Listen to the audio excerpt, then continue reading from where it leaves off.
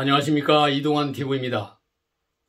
오늘은 집을 살 수도 팔 수도 없어요 라는 얘기를 하고자 합니다. 구독 꼭 눌러주시기 바랍니다. 조선일보 12월 4일자 보도에 의하면 종부세 폭탄이 투하된 현장의 참상을 실감할 수가 있습니다. 강원도 영월에서 창절서원을 운영하는 사단법인 영월창설서원은 지난해 480만원이던 종합부동산세가 올해 8,661만원으로 18배가량 급증했습니다. 창절서원은 조선 단종의 복위를 추진하다 죽임을 당한 사육신과 생육신 위패가 있는 곳입니다. 이 서원은 법인이 별도로 보유한 상가주택 2동의 임대 수익으로 운영하는데 올해 법인 종부세가 기존 최고 3.2%에서 6%로 올라 세금이 폭증한 것입니다. 또 서울 소재 A대학은 교직원 사택과 기숙사 용도로 보유한 주택 7층의 재산세와 종부세가 올해 1억 2천만 원 넘게 나왔습니다.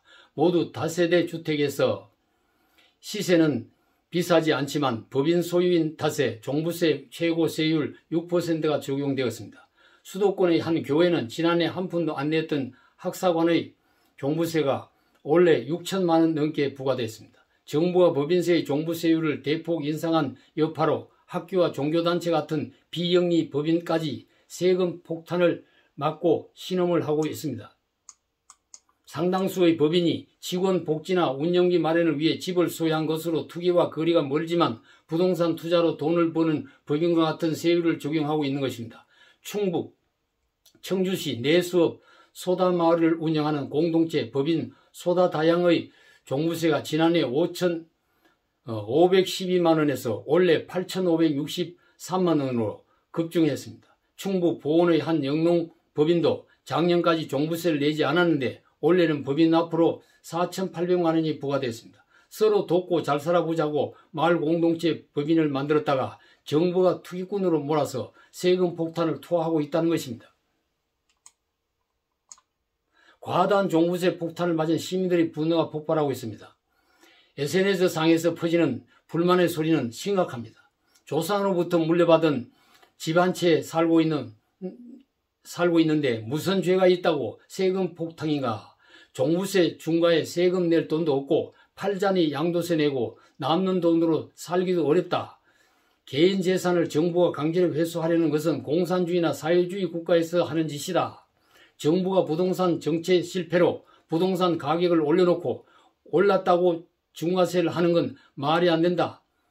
는 등의 국민의 종부세 폭탄 때문에 못 살겠다는 분노가 하늘을 찌르고 있습니다.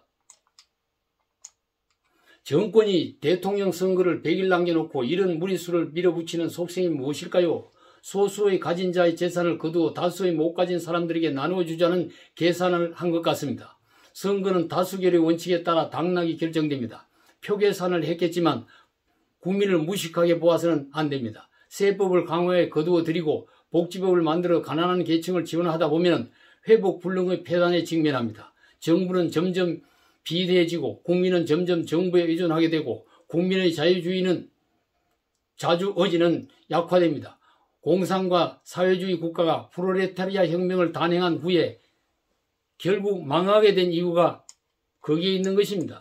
기업과 시장의 자율성을 보장해주고 법인과 개인이 잘 살게 해주고 빈부격차 문제도 억지로 해결하려고 억압을 하지 않고 자발적으로 이루어지도록 정부는 돕는 일을 하게 된다면 코로나 방역 정책을 단행하면서 정부의 계획과 국민의 인내로 별 탈 없이 진행되고 있다고 보지만 정부는 방역을 위한 규제를 실행하면서 국민의 생존권에 막대한 침해를 주고 있다는 것을 명심해야 합니다. 한 가지 법과 제도를 만들어 시행하면 혜택을 보는 국민도 있지만 그 법제로 인하여서 피해를 보는 계층을 있다는 것을 알아야 합니다. 그런 관점에서 종부세 과세는 졸속한 시행으로 국민의 고통을 가중시킨 세금 정책입니다. 그래서 현 정권이 세금 정치를 한다는 소리를 듣고 있는 것입니다.